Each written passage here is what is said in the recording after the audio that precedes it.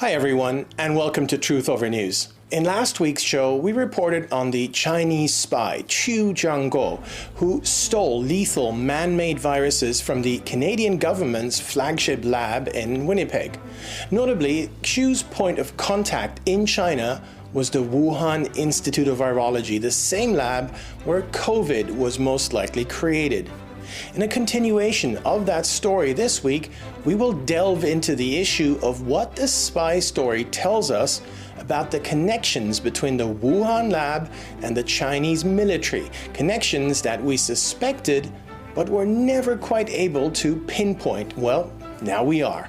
We're not talking about the Communist Chinese Party. We're not talking about the Chinese military. We're talking about scientists that we've had relationships for years. That was Fauci on June 2nd, 2021. Crucially, that was the day when his emails were uncovered. It was from those emails that we discovered that Fauci had organized a secret teleconference to cover up the origin of COVID. The emails also revealed that Fauci knew far more about the Wuhan lab and the lab's activities than he publicly let on. So when he was asked what the connection was between the Wuhan lab and the Chinese Communist Party, as well as with the Chinese military, the PLA, well, he went into full defensive mode. There is no connection, he claimed. The lab was a totally benign research facility comprised of super nice people who would never do anything nefarious. Fauci further claimed that he knew the people at the Wuhan lab for years, which is kind of an odd admission when you think about it, because all his other testimony is that he had no idea who these people were.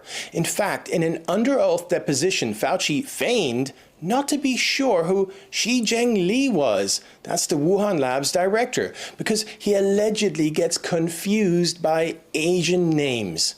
So Fauci both claims to know all these people so well that he knows that they are virtue personified and not at all connected to the CCP or PLA, and he also claims that he doesn't know these people at all because Chinese names are so confusing.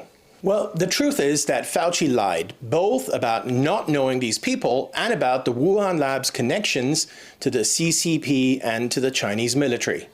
We knew of these connections through bits and pieces of information that leaked out and became known over the past few years. For instance, we knew that PLA virus researcher Zhao Yuzhen had developed a COVID vaccine far earlier than possible, unless he started doing it in 2019. We also know that Zhao Yuzhen extensively collaborated with the Wuhan lab. In fact, it was at the Wuhan lab that Zhao Yuzhen met his death shortly after the pandemic started. Tragically, he fell off a roof at the lab, as one does. Of course, we also know that every Chinese institution, like the Wuhan lab, has a Communist Party overseer. At the Wuhan lab, there were probably many of them, but we know that the main CCP official in charge of the lab was Yuan Jiming. But now we have far more and far better evidence of the deep entanglements between the Wuhan lab and both the CCP and the PLA.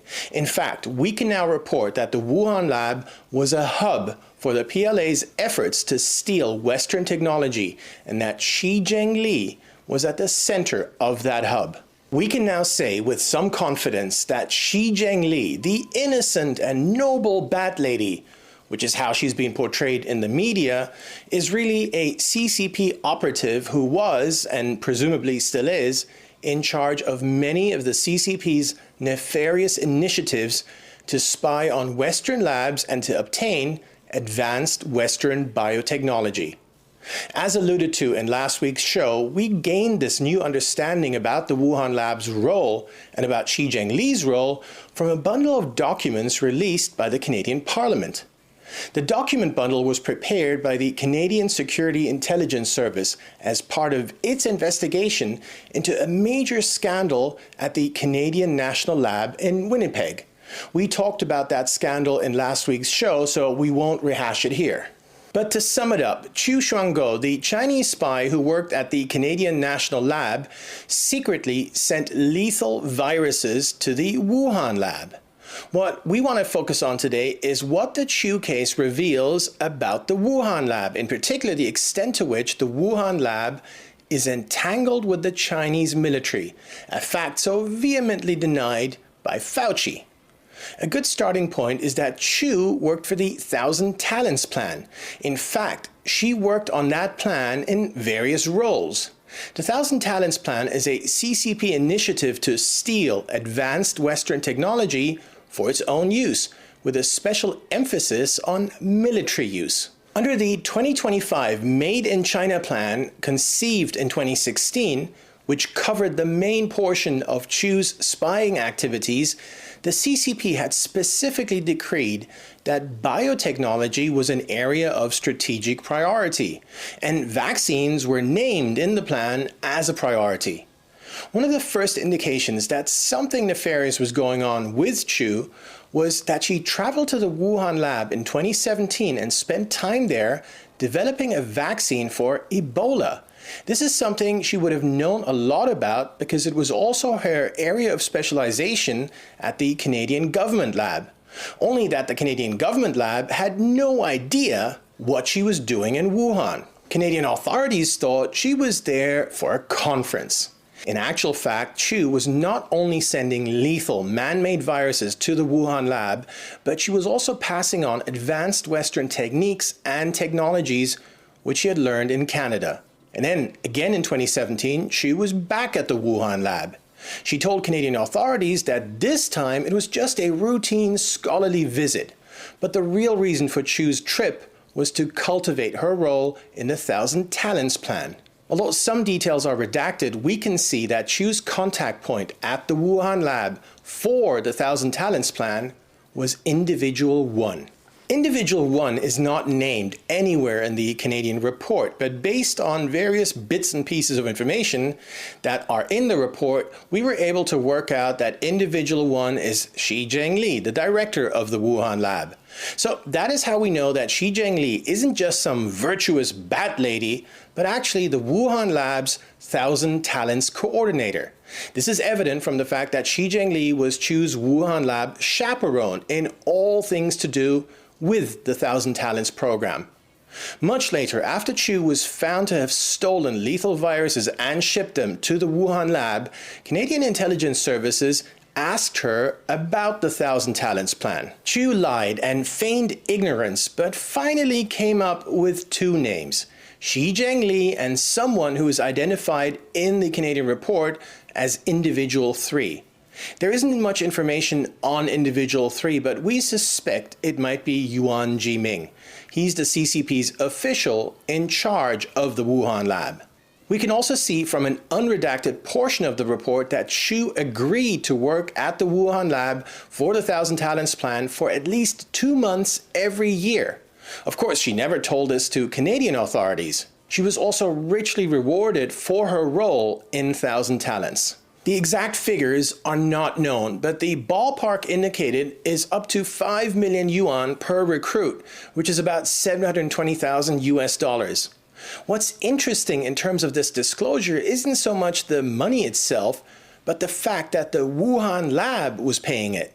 This gives us another link between the CCP and the lab, because obviously the lab wasn't paying this kind of money out of charity. The CCP was undoubtedly footing the bill.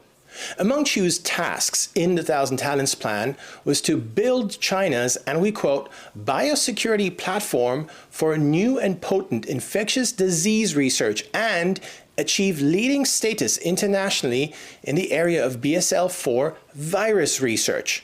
What does leading status in international virus research mean? Well, it means doing what the leaders do.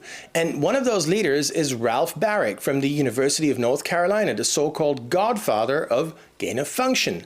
By the way, Baric was the leading brain behind the 2018 Diffuse blueprint for making COVID-like viruses in a lab. We've often heard the excuse that that blueprint was not funded and therefore could not have led to COVID. But, as we just saw, China wanted to emulate the leaders. They might well have gone ahead with Baric's experiment. They didn't need US money, they had enough money of their own. Just to show how brazen Chu was and how entangled the Wuhan lab was in her spying activities, A Wuhan lab scientist who was only identified as Individual 2 helped Chu steal vials of material from the Canadian lab. Again, this is the Canadian government's flagship lab, a supposedly top secret lab. According to the Canadian Security Services report, Q somehow persuaded her Canadian employers at the lab to hire this individual from the Wuhan lab. The report says that this may have been the first researcher from the PRC to come to Canada that Ms. Chu directly facilitated. We also know from the Canadian report that the person at the Wuhan lab who was CC'd on the delivery of these lethal viruses which Chu stole from the Canadian lab was Individual 1, Shi Zhengli. And we know that at least 5 of the stolen viruses were used as part of a secret Wuhan lab project to make mRNA vaccines. That project, which the Canadian report refers to as WIV or Wuhan Lab Project 1, comprised Shi Zhengli working with Chu. Project 1 was done directly for the Chinese Academy of Sciences. The Chinese Academy of Sciences is a state-owned entity with a lot of military-related roles. The Wuhan Lab is one of the sub-entities under the Chinese Academy of Sciences.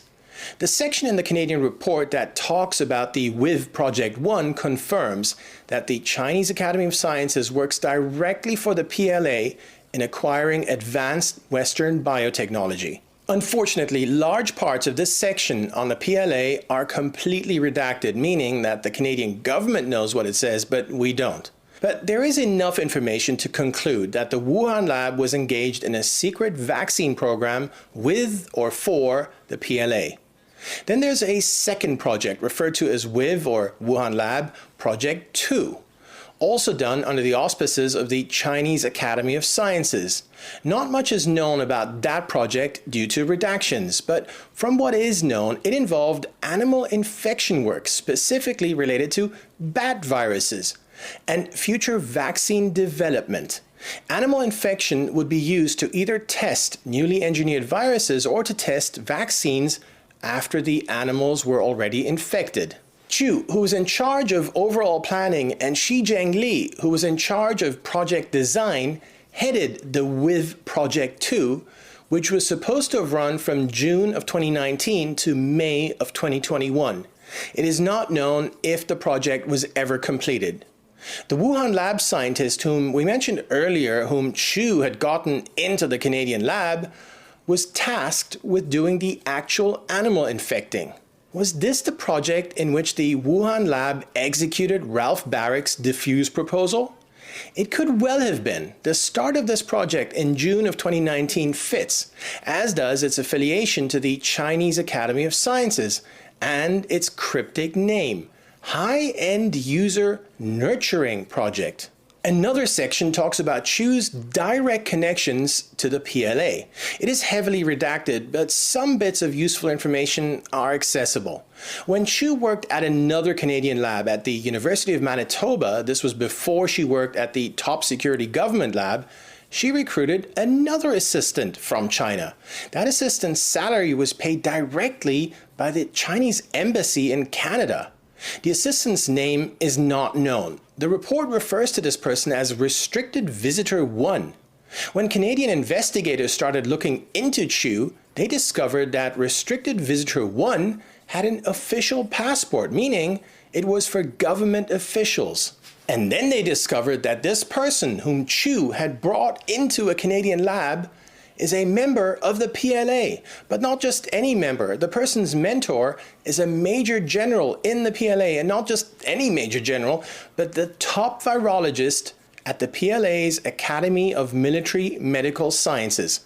In other words, the person whom Chu got into the Manitoba lab was a close collaborator of one of the PLA's top officials in charge of bioweapons research.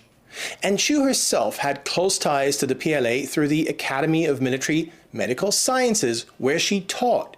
She hid those ties from Canadian authorities and from anyone in the West. Canadian investigators noticed that Chu's CV had 2 versions. one for China, where the Academy of Military Medical Sciences was mentioned, and one for Western labs and Western universities, where all that information was removed. Since Chu is herself deeply entangled with the PLA, why did she need the Wuhan lab as a conduit? This is the key question, and the answer ties everything together. Chu needed the Wuhan lab as her cover story.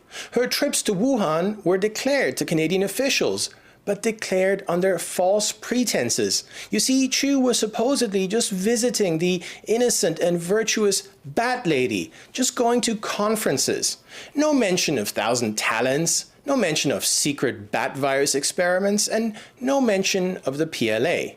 That is why the Wuhan lab cover story was so valuable.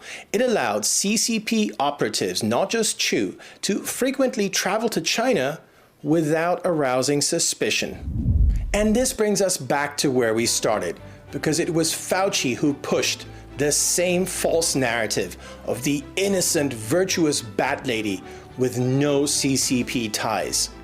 So who else was using the Wuhan lab as a cover story? What role did the PLA play in the 2019 Bat Virus Project?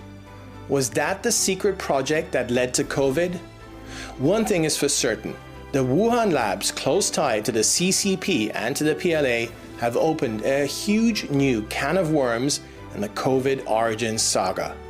Thanks for joining us in today's episode of Truth Over News.